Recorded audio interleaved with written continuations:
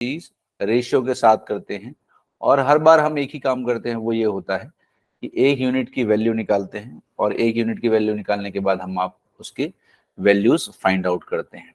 ठीक है। और सेकंड क्लास में हमने देखा था कि किस तरह से अगर आपको A ratio B ratio C दिया हो तो किस तरह से आपको A ratio B ratio C की वैल्यूज निकालनी होती हैं।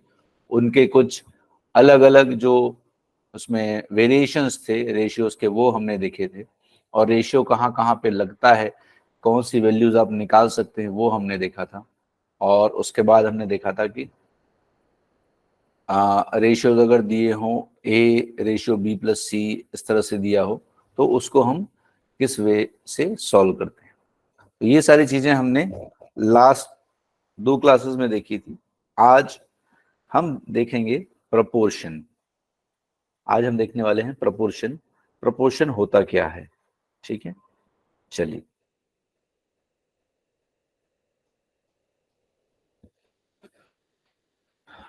प्रपोर्शन की बात करें तो इसको हम बहुत अच्छे से समझते हैं। देखिए, पहले एक आपको बात बता दें कि रेशियो क्या होता है। रेशियो जो होता है वो दो एंटिटीज के बीच में कंपैरिजन होता है, राइट। जिसे मैंने लिखा ए रेशियो बी, ठीक है। तो अगर ए रेशियो बी लिखा है तो इसका मतलब क्या है कि दो एंटिटीज के बीच में कंपैरिजन है ना। भाई इसके पास एक एग्जांपल के लिए 2 यूनिट है तो इसके पास 3 यूनिट है, दोनों को मिला के कितने यूनिट हुए, 5 यूनिट हुए। इस तरह से हम रेशियोज को सॉल्व करते हैं, राइट।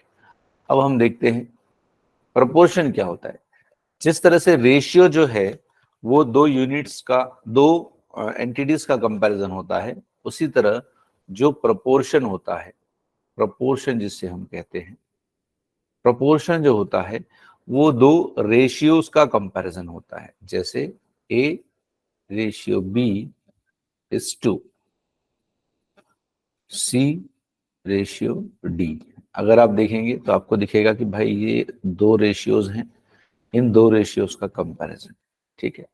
तो ए रेशियो बी, रेशियो का अगर हम बात करें तो रेशियो क्या होता है, आपने कहा था सर ये ए रेशियो बी मतलब हो गया ए अपॉन बी, और ये जो होता है ये इसका मतलब होता है इज टू, मतलब होता है इक्वल टू, और ये हो गया सी अपॉन डी, ठीक है। ये हो गया, ठीक है। अब क्या करेंगे, अब इसको क्रॉस मल्टीप्लाई कर लेते हैं सॉल्व करने के लिए। ये इधर मल्टीप्लाई होगा, ये इधर मल्टीप्लाई होगा, तो इसके बाद ये क्या बन जाएगा, तो आप कहेंगे sir A D is equal to B C हो जाएगा, ठीक है। तो ये इसका बेसिक है सॉल्व करने का प्रोपोर्शन। इसमें क्वेश्चंस किस तरह से आते हैं वो भी हम देखेंगे, ठीक है। चलिए, तो यहाँ पे हमने देखा बेसिकली क्या देखने को मिलता है हमको यहाँ पे। तो अगर आप इसको गौर से देखेंगे ना, तो इस तरह से अगर आपको ये दिया हुआ है पूरा का पूरा, है ना, तो पास वाला पास वाले के साथ मल्टीप्लाई होता है। इसको इस तरह से समझिए, पास वाला b इंटू सी, ये देखिए यहाँ पर है ना b इंटू सी, तो पास वाला पास वाले से मल्टीप्लाई होता है, और ये जो है दूर वाला जो है वो दूर वाले से मल्टीप्लाई होता है। इसको याद रखने की जरूरत है आपको, ये हर बार ये नहीं करेंगे ना। हाँ, तो क्या करेंगे, सीधा याद रखिए इसको कि सर पास वाला जो है वो पास वाले से मल्टीप्लाई होता है और दूर वाला जो है वो दूर वाले से मल्टीप्लाई होता है। तो आपका इस तरह से एक फॉर्मूला डिराइव होता है।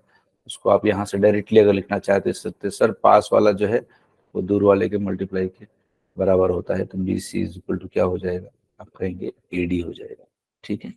हाँ, अब प्रोपोर्शन को समझते होता क्या है। देखिए, आई बिलीव काफी लोग घर में खाना बनाते होंगे, है ना। तो जिस तरह से अगर मैं किसी एक चीज का एग्जांपल लूं, भाई अगर आप लोग घर में 4 लोग हैं, ठीक है, अगर आप घर में 4 लोग हैं तो आप एक टाइम के लंच में सपोज आप 8 रोटियां बनाते हैं, ठीक है। 4 लोग हैं तो आप कितनी रोटियां बनाते हैं, 8 रोटियां बनाते हैं एक लंच में। लेकिन वहीं अगर आपके घर में 4 और मेहमान आ जाएं, 4 और मेहमान आ जाए, है ना, तो आप क्या करेंगे, स्टैंडर्ड आप क्या करेंगे, भाई 4 लोग और आ गए हैं, 4 लोगों के लिए आप 8 बनाते हैं, तो 8 लोगों के लिए आप कितना बनाएंगे, तो आप कहेंगे सर 8 लोगों के लिए हम 16 बनाएंगे। तो इसे कहते हैं प्रोपोर्शन, ठीक है, इसे कहते हैं प्रोपोर्शन। क्लियर। उस प्रोपोर्शन में आप उसको इंक्रीज करते हैं या डिक्रीज करते हैं, ठीक है। तो ये सिंपल सा इसका मतलब है प्रपोर्शन का होता है। अच्छा, इसमें क्वेश्चंस किस तरह से आते हैं? क्वेश्चन जो इसमें आते हैं वो देखिए इस तरह से आएगा। आपको दिया हुआ है 2:x इज टू 4, इधर दिया हुआ है आप समझ लो 10। अब यहां पर आपसे पूछा है find out the value of x। तो आप क्या करेंगे? मैंने आपको क्या बताया था कि सर पास वाले से मल्टीप्लाई होता है, दूर वाले से। तो ये सीधे सीधे एक लाइन में आप क्या करेंगे sir, 4x is equal to 2 × 10 हो जाएगा। तो x इज इक्वल टू कितना हो जाएगा? आप कहेंगे 2 × 10/4। ठीक है, तो अगर आपने इसको देखा तो ये क्या है, ये 20 है, ये 4 कितना हो जाएगा, ये 5 हो जाएगा। सो x की वैल्यू कितने निकल गई? 5 निकल गई। ठीक है, सो इस तरह से आपको इसमें क्वेश्चंस देखने को मिलते हैं। ठीक है, तो प्रोपोर्शन में इस तरह से आपको हमेशा आंसर्स निकालने हैं जिस तरह से ये दिया हुआ रहता है। क्लियर है? चलिए अब देखते हैं इसमें और किस तरह से क्वेश्चंस आते हैं। देखिए इसका जो बेसिक है वो आप एक बार अच्छे से समझ लीजिए कि क्वेश्चंस कितनी तरह से आएंगे और आपको किस तरह से उसको सॉल्व करना है। इसका जो प्रोपोर्शन का बेसिक फॉर्मूला होता है वो क्या होता है? वो होता है b²। ठीक है, b² is equal to AC। ठीक है, b² is equal to AC। ये कहाँ से आया? तो कहेंगे सर ये यहाँ से आता है a²b। ठीक है, इज टू b²c। ठीक है, तो यहाँ से हम एक स्टैंडर्ड निकालते हैं। तो ये आता है पास वाला पास से मल्टीप्लाई होता है, तो ये होता है b², दूर वाला दूर से मल्टीप्लाई होता है, तो ये हो गया c। ठीक है, अब यहाँ पर देखिए दो तीन चीजें होंगी। अगर आपको b निकालना है तो आप कैसे निकालेंगे? आप कहेंगे सर ये √AC हो जाएगा। ठीक है, अगर आपको a निकालना होगा तो a क्या हो जाएगा? तो आप कहेंगे b²/c हो जाएगा। अगर c निकालना होगा तो क्या हो जाएगा? आप कहेंगे b²/a हो जाएगा। तो ये इस तरह से तीन चीजें इसमें बनती हैं, ये आपने ध्यान रखना है बस।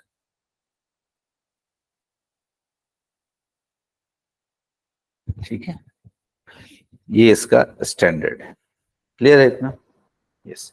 अब इसमें क्वेश्चन जो पूछता है, तो क्वेश्चन जब आपसे पूछेगा तो आपको ये पता होना चाहिए कि उस क्वेश्चन में क्या क्या दिया हुआ है और उसको आपको किस तरह से सॉल्व करना होता है। ठीक है, तो चलिए देखते हैं क्या क्या होता है भाई। सबसे पहली चीज जो होती है वो क्या होती है? सबसे पहला आपसे पूछता है मीन प्रोपोर्शन। तो सबसे पहले तो आपसे फोर्थ प्रोपोर्शन ले लेते हैं, सबसे आसान वाला ना। सबसे आसान वाला क्या है? फोर्थ प्रोपोर्शन पूछता है इसे। फोर्थ प्रोपोर्शन है ना। जब फोर्थ प्रोपोर्शन आपसे पूछा जाएगा कभी भी, तो क्या होगा? आपको तीन वैल्यूज दी रहेंगी हमेशा, है ना। 1, 2 और 3 वैल्यूज दी रहेंगी और आपसे चौथा वैल्यू आपसे पूछा जाएगा, है ना। सपोज हम यहाँ पे ले लेते हैं सर कि हमको A दिया है, B दिया है, C दिया है और आपको निकालना क्या है? यहाँ पे D आपको निकालना रहेगा। तो D निकालने के लिए आपके पास फॉर्मूला क्या होगा? तो आप कहेंगे सर ये पास पास वाला मल्टीप्लाई होता है, दूर दूर वाला मल्टीप्लाई होता है। तो D निकालने के लिए क्या हो जाएगा? आप कहोगे सर BC/A हो जाएगा। मतलब यहाँ पे आपको कितनी वैल्यूज दी रहेंगी? जब भी आपसे फोर्थ प्रोपोर्शन पूछा जाएगा तो आपको हमेशा 3 वैल्यूज दी रहेंगी, है ना। 3 वैल्यूज गिवन। सिंपल चीज याद रखिए कि सर 3 वैल्यूज गिवन रहेंगी।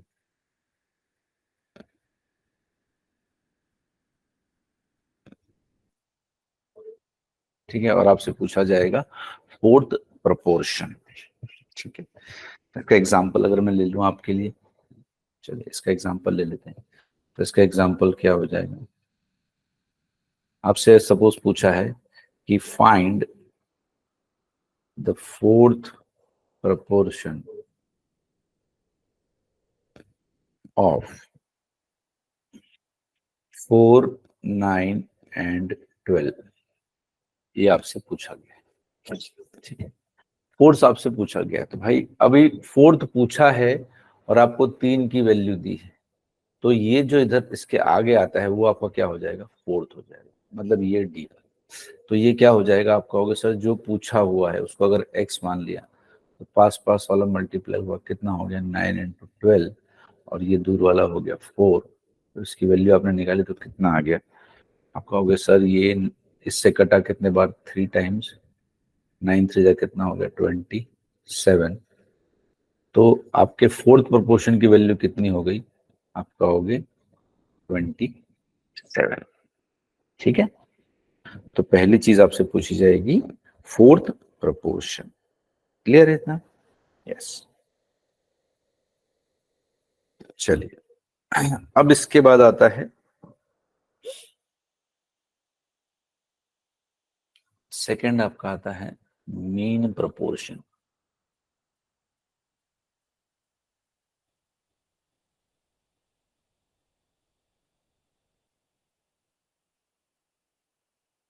Mean proportion, mean proportion, mean proportion जब भी पूछा जाएगा तो आपको हमेशा दो वैल्यूज दी रहेंगी, टू वैल्यूज गिवन। ठीक है, टू वैल्यूज आपको दी रहेंगी। ठीक है, और ये जो दो वैल्यू दी रहेगी ये हमेशा ए और सी की होगी, ए एंड सी की होगी। ठीक है, ये आपने याद रखना है बस। जब भी ये दिया रहेगा तो एक वैल्यू ए की होगी और एक वैल्यू सी की होगी, और आपको निकालना क्या रहेगा, बी, है ना। तो आपको क्या निकालना है, बी। बी का क्या होता है, आपको sir square root of A into C होता है। ठीक है, तो यहां से आपने हर बार बी निकालना रहेगा। क्लियर है इतना? ठीक है, चल, तो अब इसका एग्जांपल ले लेते हैं। मीन प्रोपोर्शन जब भी पूछेगा तो याद रखना है आपको कि आपको दो वैल्यू दी रहेंगी, और वो दोनों वैल्यू उसमें से एक ए की होगी और एक की सी की होगी। एग्जांपल देख लेते हैं इसका। सिंपल सा एग्जांपल है इसका। क्या है, अगर आपसे बोला कि find the mean proportion of, find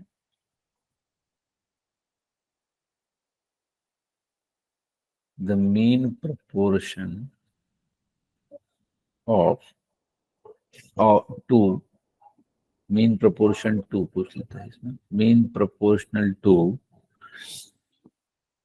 0.08 and 0.18।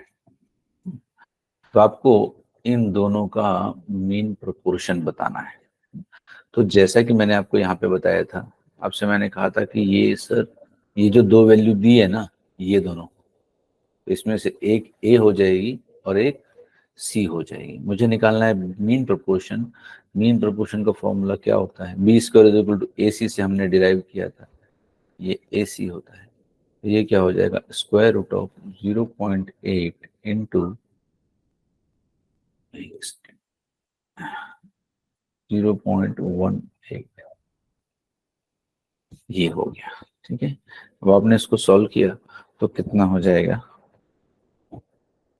हाँ, अब इसको सॉल्व कीजिए तो कितना हो जाएगा, 18 8 जा कितना होता है, आप बोलोगे सर ये 144 होता है।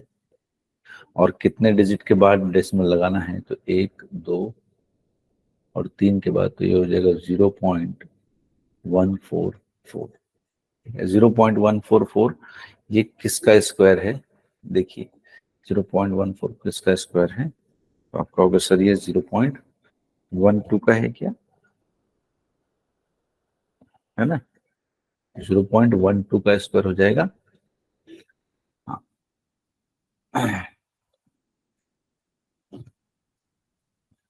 तो बी की वैल्यू आपकी क्या निकल जाएगी यहाँ पे, 0.1। ठीक है, तो इस तरह से आपको मीन प्रोपोर्शन निकालना है हर बार।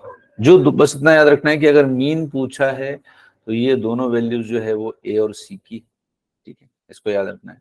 मैं आपसे बार बार क्यों कह रहा हूँ, ये अभी आपको इसके आगे आने वाले क्वेश्चन में समझ आएगा। तीसरा जो इसमें आता है प्रोपोर्शन में, वो होता है, आपसे पूछता है थर्ड प्रोपोर्शन।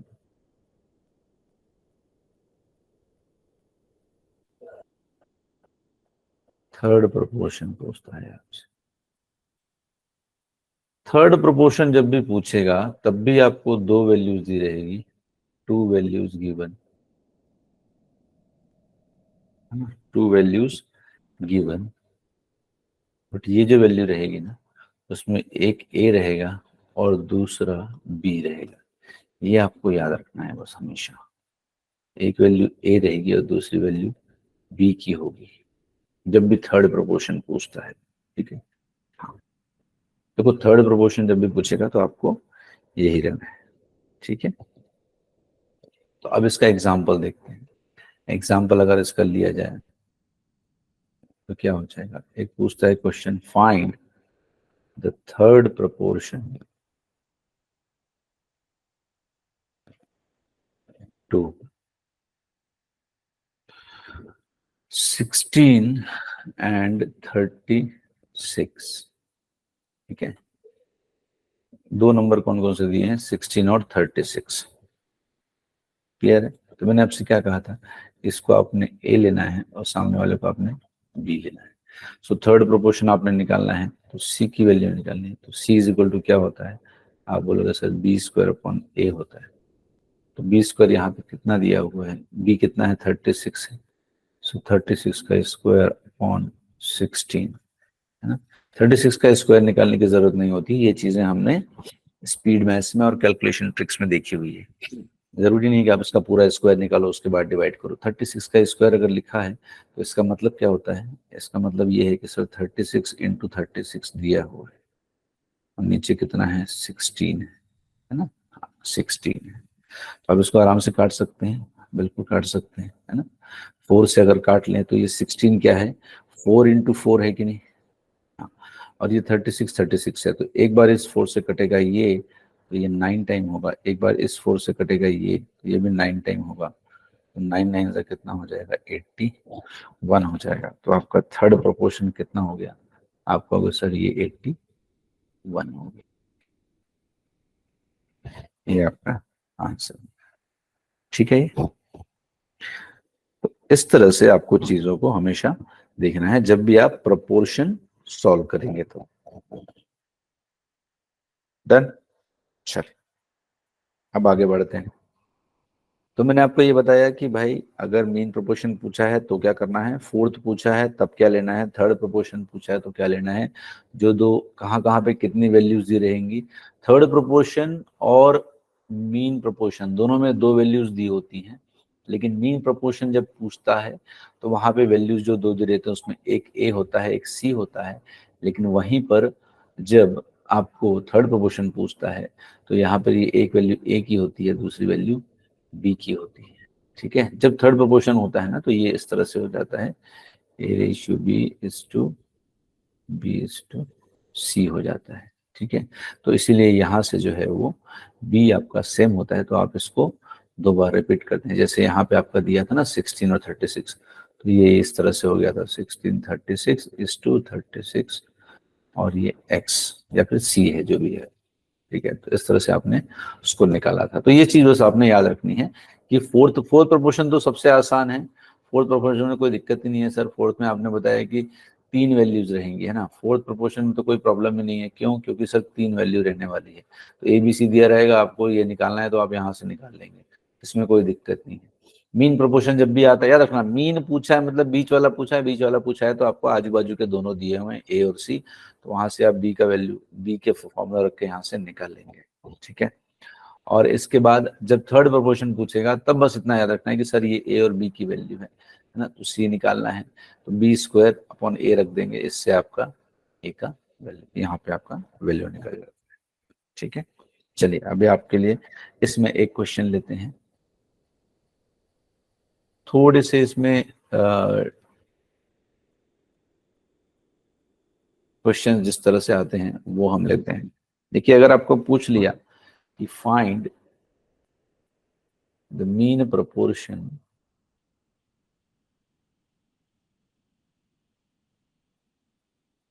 टू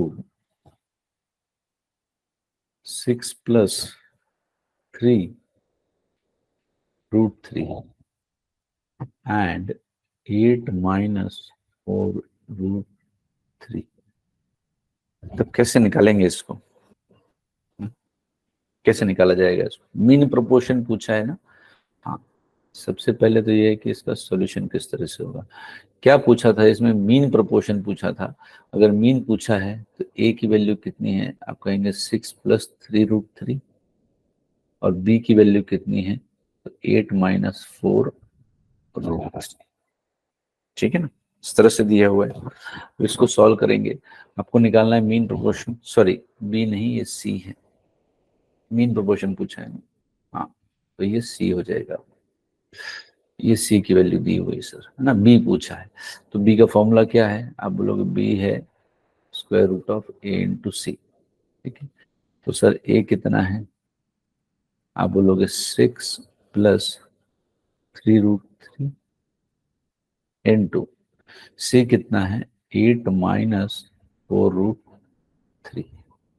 इसको सॉल्व करेंगे अंदर, तो पहले इससे डिवाइड होगा, मल्टीप्लाई होगा, तो 8 6 कितना हो गया? आप कहेंगे 48 हो गया। ठीक है, -24√3 हो गया। उसके बाद इससे करेंगे तो +24√3 हो गया, -12√3 हो गया। सॉरी, 12 इंटू √3 में मल्टीप्लाई होकर 3 हो जाएगा, तो 12 इंटू 3 हो जाएगा, ये सीधे सीधे है ना। 12 इंटू 3 हो जाएगा। ठीक है, तो ये सॉल्व आपने किया तो कितना हो गया? ये 48 हो गया। और ये दिख रहा है क्या? माइनस है और ये प्लस है, ये कैंसिल हो जाएगा, है ना। तो बचेगा क्या? -36 हो गया। तो ये कितना हो गया? हो गया सर ये 12 हो गया। इसको और फर्दर सॉल्व करेंगे तो ये क्या हो जाएगा? 2√3 हो जाएगा, क्योंकि इसके अंदर 12 मतलब क्या है? 2 × 2 × 3 होता है ना। तो जो जो भी नंबर अंदर 2 बार रहता है बाहर निकल जाता है एक बार, तो ये 2√3 हो जाएगा। तो आपका आंसर कितना आ जाएगा? 2√3 विल बी योर आंसर। ठीक है, तो प्रोपोर्शन के क्वेश्चंस को इस तरह से आपने सॉल्व करना है, इस चीज को आप हमेशा ध्यान रखिएगा।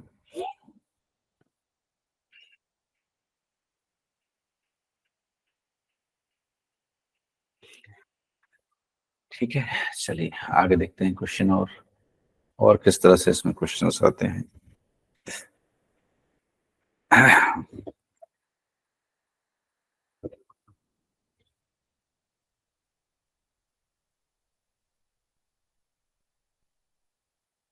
बिल्कुल इसी से मिलता जुलता सवाल एक और आता है। क्वेश्चन क्या है? क्वेश्चन ये है, find the mean proportional, mean proportion to 6 + √27 and 6 - √27, है ना। इन दोनों के बीच का आपको मीन प्रोपोर्शन बताना है, तो आप आराम से इसको सॉल्व कर सकते हैं। सॉल्यूशन क्या होगा इसका? आप कहेंगे सर ए की वैल्यू दी है 6 + √27 और सी की वैल्यू दी है कितनी? 6 - √27। मीन प्रोपोर्शन का फॉर्मूला क्या होता है सर? ये होता है, तो इसमें क्या करेंगे आप? ए की वैल्यू रख देंगे 6 + √27 और सी का वैल्यू क्या है? तो आप कहेंगे 6 - √27। ठीक है, मल्टीप्लाई करेंगे तो ये हो जाएगा 6 से 36 हो गया, -6√27। आगे करेंगे तो +6√27 माइनस कितना हो जाएगा? ये 27 हो जाएगा। अब आपने देखा कि यहाँ से ये प्लस और माइनस कैंसिल हो गया, तो बचा क्या है यहाँ पे? सिर्फ 36 - 27। ठीक है, तो ये कितना बच गया? आप कहेंगे सर ये 9 बच गया। इसकी वैल्यू कितनी हो गई? 3। सो 3 क्या हो गया आपका? मीन प्रोपोर्शन हो गया। क्लियर है ये चीज? इस तरह से हमको प्रोपोर्शंस को सॉल्व करना होता है। ठीक है, अब देखिए एक इसमें आखिरी क्वेश्चन और देखते हैं proportion.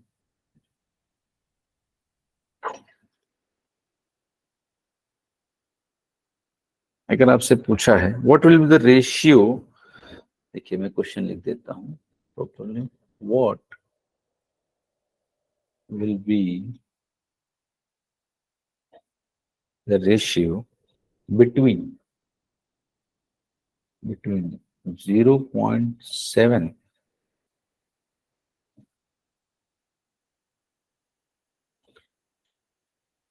and 2.8 mean proportional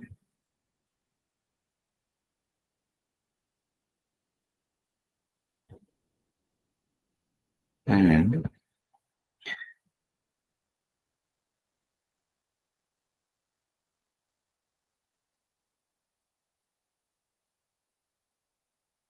tertiary proportional of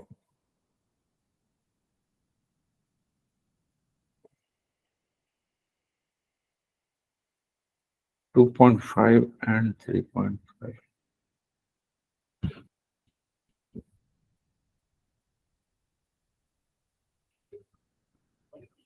ठीक है ना।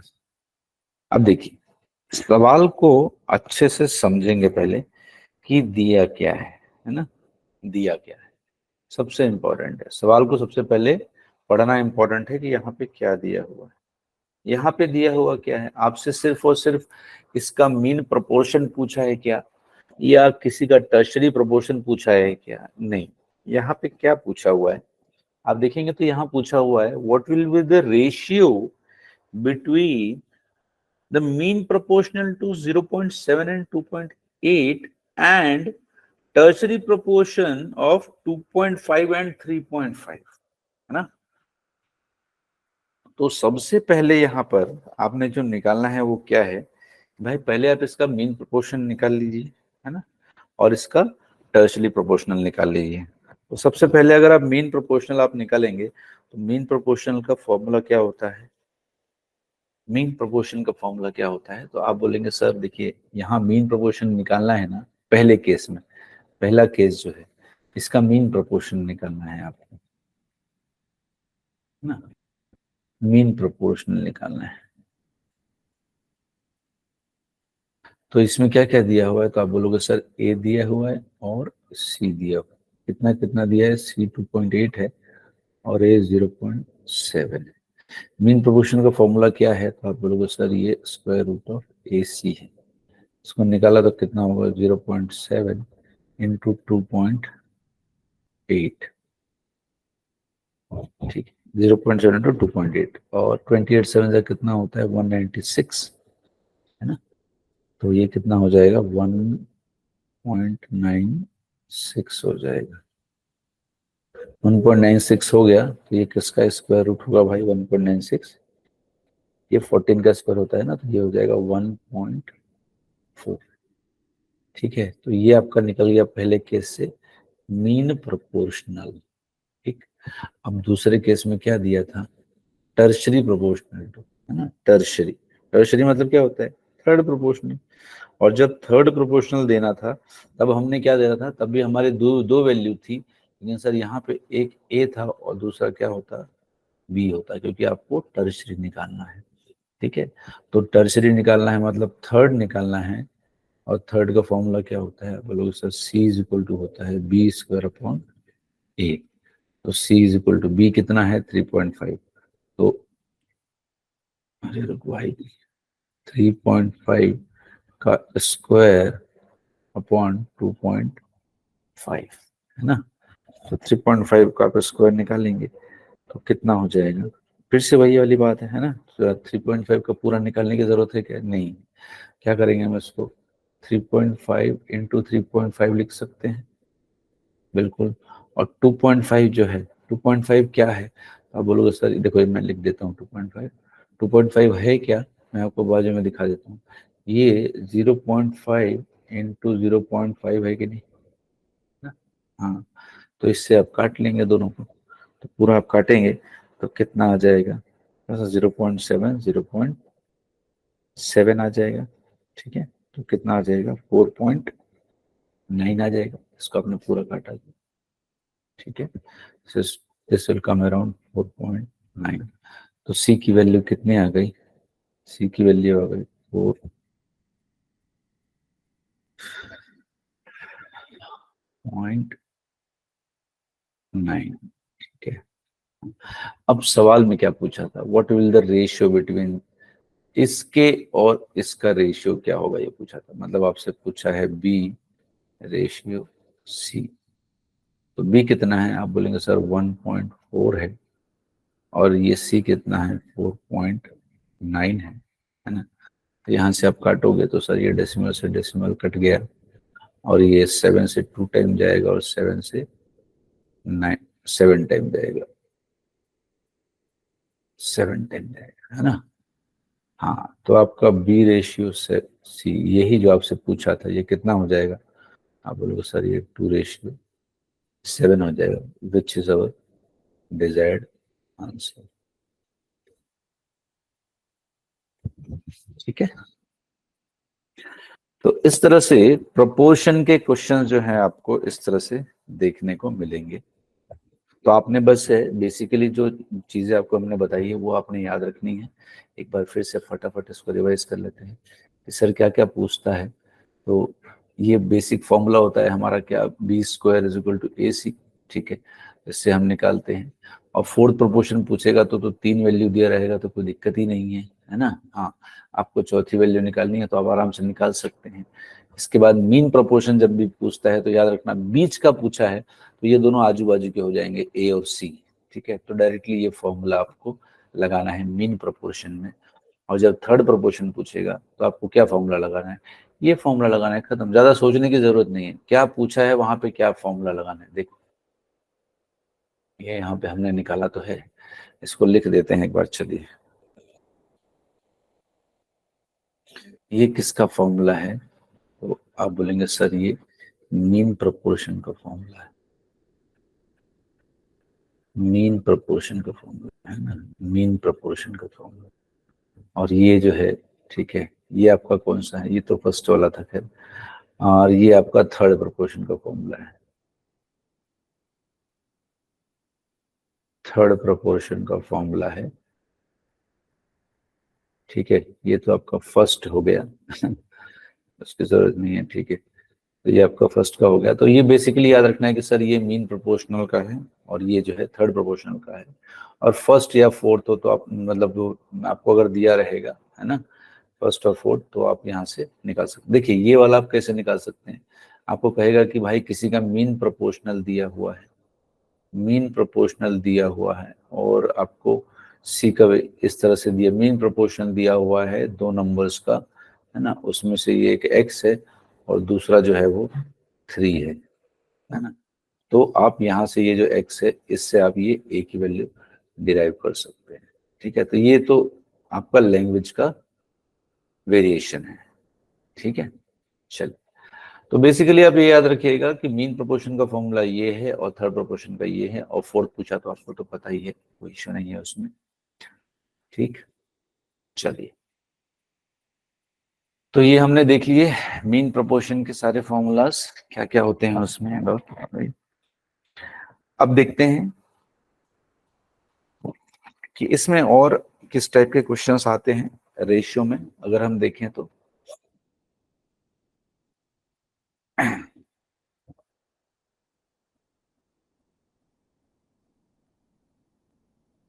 देखिए इसमें एक क्वेश्चन और है, वो भी आपको दिखा देते हैं कि सर इस तरह से भी क्वेश्चन आता है तो इसको किस तरह से सॉल्व करेंगे। जैसे अगर आपसे पूछ लिया भाई,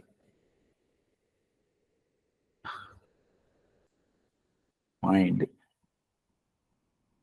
the fourth proportional to x+y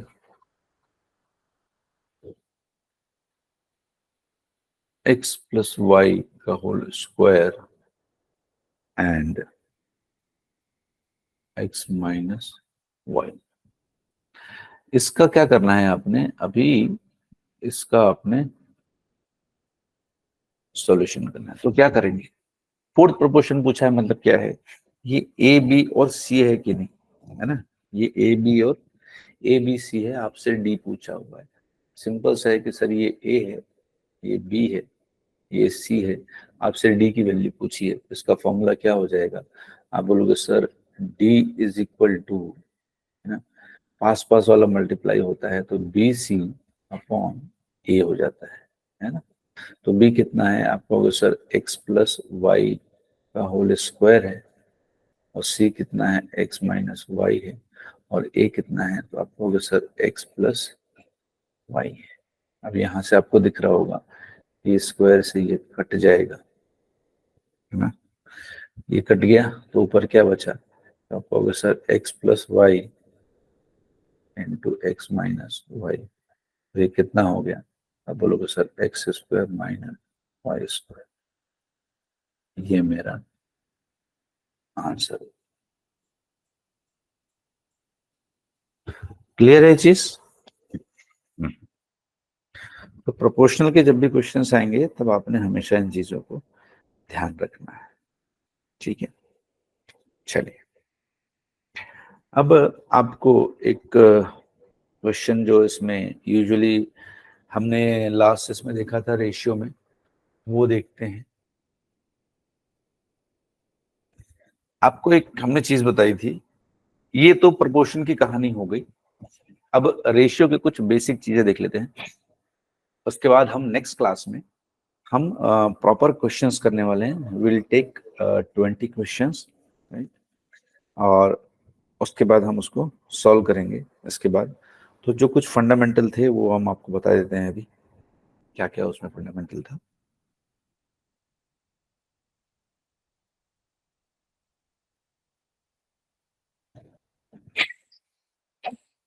हाँ, चलिए देखिए,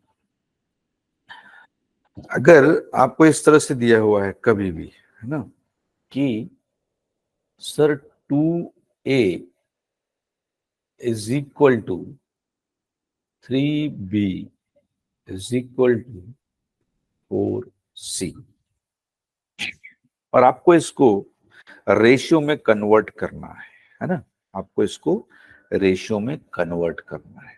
देखिए ये सब क्वेश्चंस के रूप में आपको दिखाई देंगे, अभी मैं आपको जस्ट एक टाइप बता रहा हूँ इसका, इसको किस तरह से टाइप किया जाता है, किस तरह से इसको सॉल्व किया जाता है। ये एक टाइप है, आपको दिया रहेगा भाई, सपोज हमने मान लिया कि सर ए जो है ना, ए का हम इनकम मान लेते हैं, ए का जो इनकम है 2 times of A's income is equal to 3 times of B's income is equal to 4 times of C's income, है ना। इस तरह से अगर आपको दिया हुआ है और आपको एक सपोज आप समझ लीजिए कि आपको कुछ अमाउंट भी दे दिया है, ठीक है, कि 26 इस तरह से दे देता है, चलो 2600 रुपीज, 2600,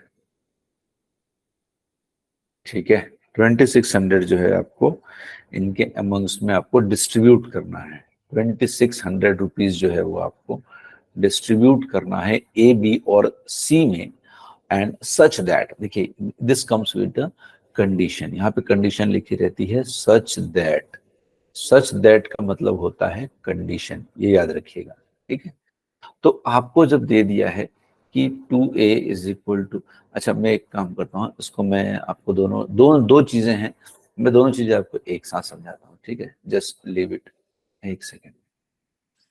देखिए दो कंडीशन आती है, अगर यहाँ पे पहली कंडीशन है कि रुपीज, ठीक है, ये हम ले लेते हैं, चलो 1040, ठीक है, is to be distributed amongst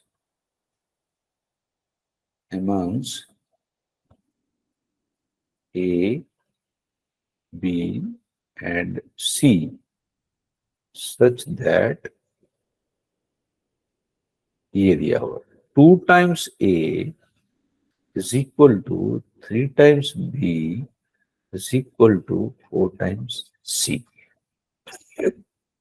ठीक है, एक कंडीशन ये दी हुई,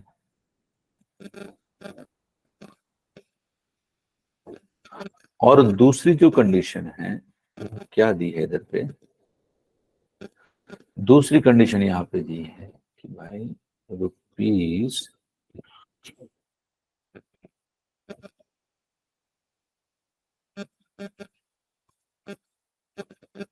second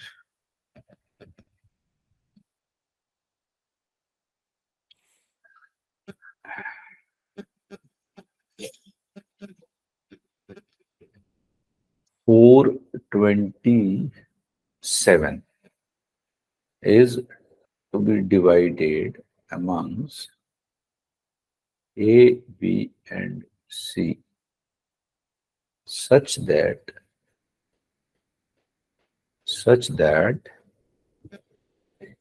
A share divided by 3 is equal to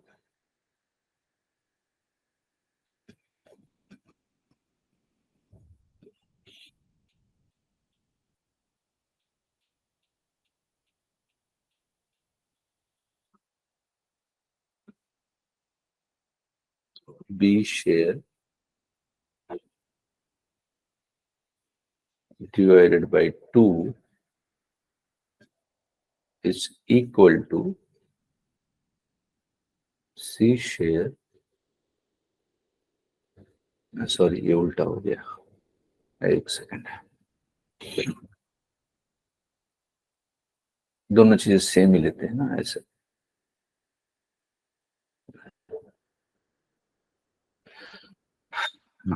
rupees, एक मिनट इसको लिख लेते हैं क्वेश्चन। ए शेयर बाय 2 दिया हुआ है आपको already, b share by 3 and c share by 4।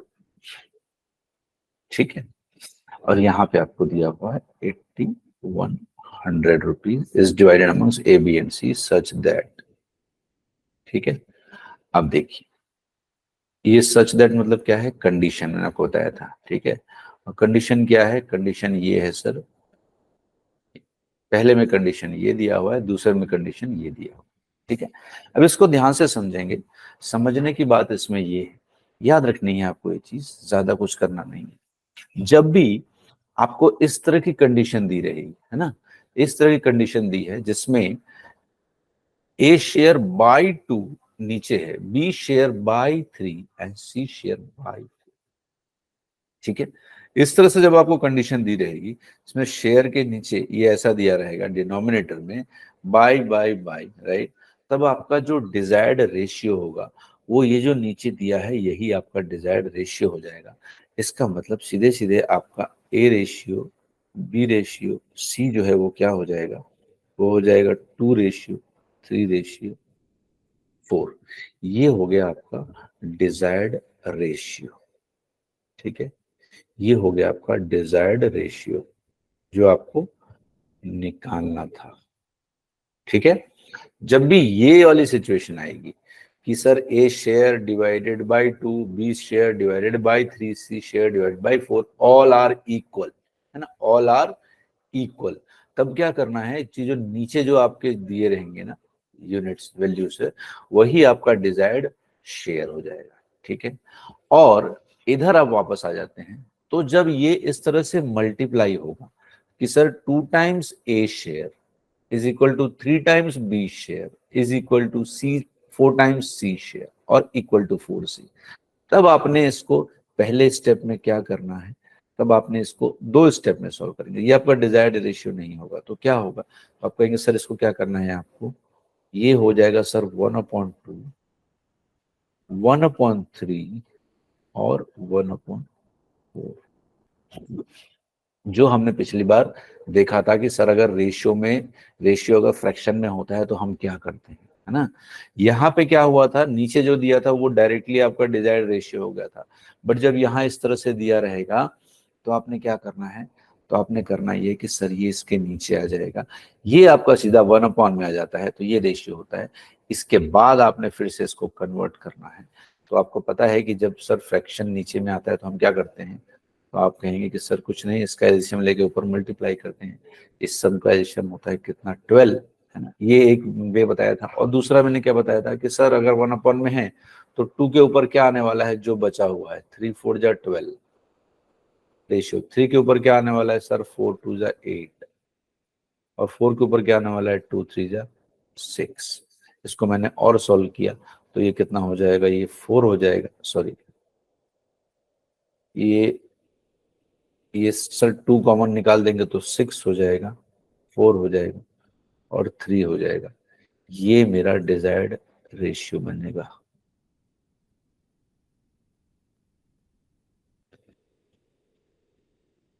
ठीक, ये मेरा डिजायर्ड रेशियो बनेगा। अब इसके आगे मैं इसको सॉल्व करूंगा। अब इसके आगे अगर हम इसको सॉल्व करते हैं तो क्या होने वाला है, आप कहेंगे सर ये 6:4:3 है और मुझे डिवाइड करना था कितना, 1040, तो मैं इसको ऐड करूंगा तो ये कितना हो जाएगा, आप बोलोगे सर ये 13 हो गया। नहीं, 6 4 और 3, ये कितना हो गया, 13 हो गया। 13 यूनिट की वैल्यू कितनी दी है, 1040 दी है ना। ठीक है, तो सर 1 यूनिट की वैल्यू कितनी हो गई, तो आप कहेंगे सर 1 यूनिट की वैल्यू निकाल लेंगे यहाँ से आप इसमें से। ठीक है, तो इस तरह से आपको इसको सॉल्व करना है।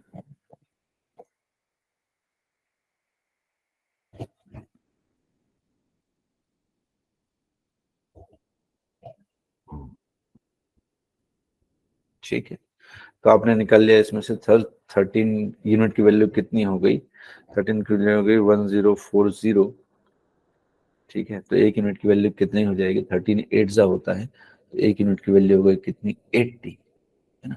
और सबको बांटना है सर, सबको बांटेंगे तो इसको भी 80 से मल्टीप्लाई करेंगे, ये आपका मल्टीप्लाइंग फैक्टर हो गया ना। हाँ, इसको भी 80 से मल्टीप्लाई करेंगे, इसको भी 80 से मल्टीप्लाई करेंगे। ठीक है, तो ये हो गया 8 6 जा 48, तो इसकी वैल्यू आ गई कितनी, ए को मिल गया 480 रुपीज और बी को मिल गया 8 4 जा 32 320 रुपीज और सी को मिल गया 8 3 जा 24 240 रुपीज। तीनों को आप जोड़ेंगे तो आपका आ जाएगा कितना वैल्यू, 1040। इसी तरह से इधर आते हैं तो इधर सर इधर क्या है, 2 3 4 9 हो जाएगा, है ना। तो 9 यूनिट की वैल्यू कितनी है, 8100। एक मिनट, इसको थोड़ा नीचे लिख लेते हैं। 9 यूनिट की जो वैल्यू है ये कितनी हो गई, तो आप कहेंगे सर 8100 हो गई। सो 1 यूनिट की वैल्यू कितनी हो गई, तो आप कहोगे सर 900 हो गई।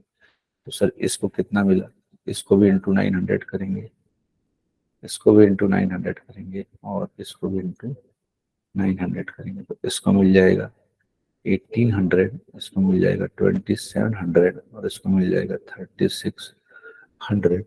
आप इन तीनों को ऐड करेंगे तो आपकी वैल्यू इतनी ही आएगी, 8100। ठीक है, तो ये स्पेसिफिक टाइप था, इसको आप याद रखेंगे, है ना। इसको आप ध्यान में रखेंगे कि अगर मल्टीप्लाई के साथ आता है इधर, जैसा यहाँ पे दिया हुआ था, है ना, मल्टीप्लाई के साथ आता है तो आपने सबसे पहले उसको 1 में कर लेना है और उसके बाद उसका रेशियो निकालना है।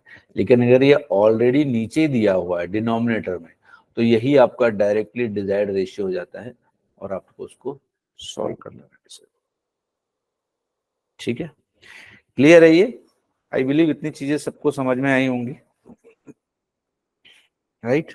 या तो इसके करेक्ट, इसके बाद हम अभी नेक्स्ट क्लास में 20 क्वेश्चंस लेके आएंगे और उन क्वेश्चंस को हम सॉल्व करेंगे और ये सेशन हम थोड़ी देर में स्टार्ट करेंगे अभी। ठीक है, तो आज का सेशन यहीं पर एंड करते हैं, फिर से मुलाकात करेंगे। तब तक के लिए अपना ध्यान रखिए। Thank you so much and goodbye. Thank you. अभी 5 मिनट्स के ब्रेक के बाद हम दूसरा क्वेश्चन स्टार्ट करेंगे। 20 क्वेश्चन का सेट लेके आएंगे और वो पूरा सॉल्व करेंगे। So will start again in 5-10 minutes. Okay, yeah, thank you so much.